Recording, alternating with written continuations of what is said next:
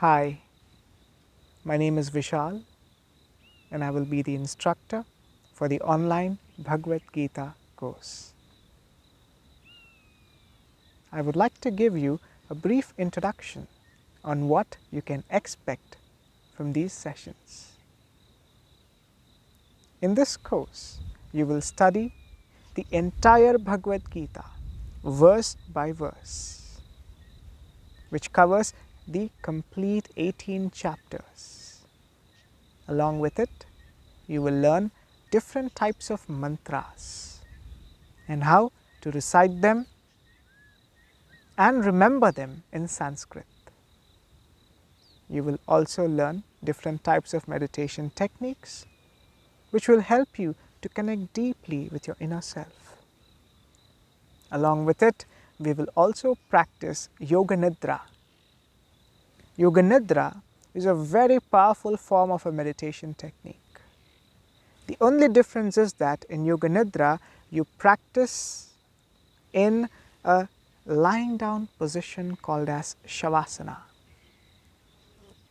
It greatly helps to overcome stress, anxiety, negative thinking, chronic pain, as well as trauma. It's an ancient practice which was brought to this world by the tantrics who lived in the Himalayas. Along with it, we will study a glimpse of the Vedantic wisdom. The Vedantic wisdom of who am I?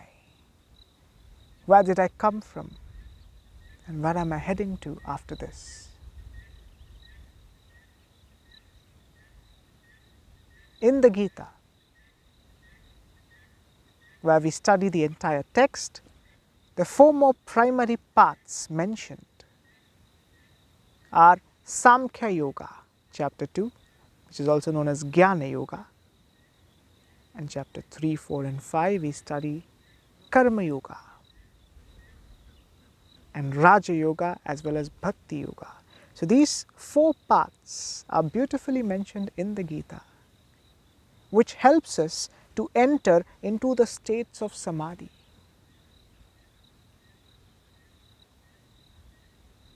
The goal of a yogi or a yogini or of a spiritual seeker is to follow all these paths together, not just focusing upon bhakti or focusing upon karma, but rather including jnana, knowledge, karma, raja as well as bhakti, so you could go to the depths of the inner journey. In Samkhya Yoga or in Jnana, we learn the differentiation between the body and the soul. That is, when you sit into a car, you do not become the car yourself. You know you're different from the car. Similarly, when the soul enters the body, it has falsely identified itself to be this body, to be of this gender, to be of this nationality. In reality, the soul is much, much, much beyond this. So Samkhya Yoga is the study of this entity who is using this vehicle in the form of a body. And then Karma Yoga beautifully speaks about how to perform your actions as an offering to the divine or to a higher energy, so that you can achieve spiritual bliss or the states of samadhi while continuing to work in your profession. For example, if you're a doctor, if you're a lawyer, if you're a scientist, no matter which profession you're in, when you work in your profession with a single aim to serve and contribute in your industry as an offering to the divine, this very act can lead you to the state of samadhi.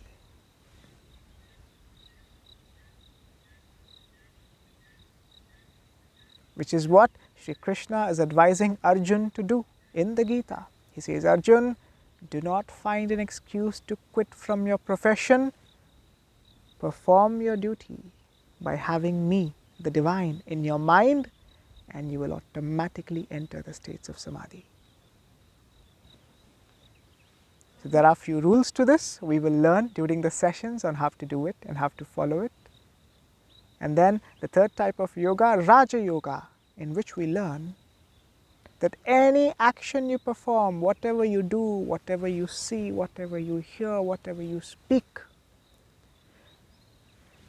any action you perform, do it all as an offering to this higher entity, which will speed up your journey towards spiritual realization. Not just your work life, even your personal life. Anything, even the thoughts which enters your mind, have it as a thought for this higher entity, so you can easily move towards achieving higher levels of spiritual bliss.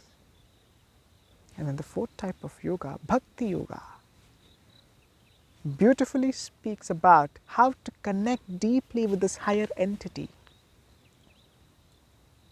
Bhakti is love for the divine.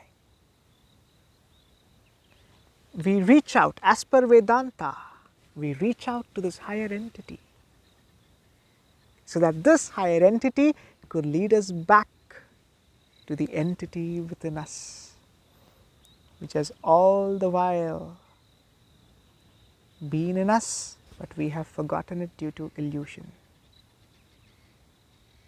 Bhakti is pure surrender, love for the divine, and to be one with it. And that very divine will lead you to the divine within, which is known as Paramatma, that is seated in the region of the heart for every living being.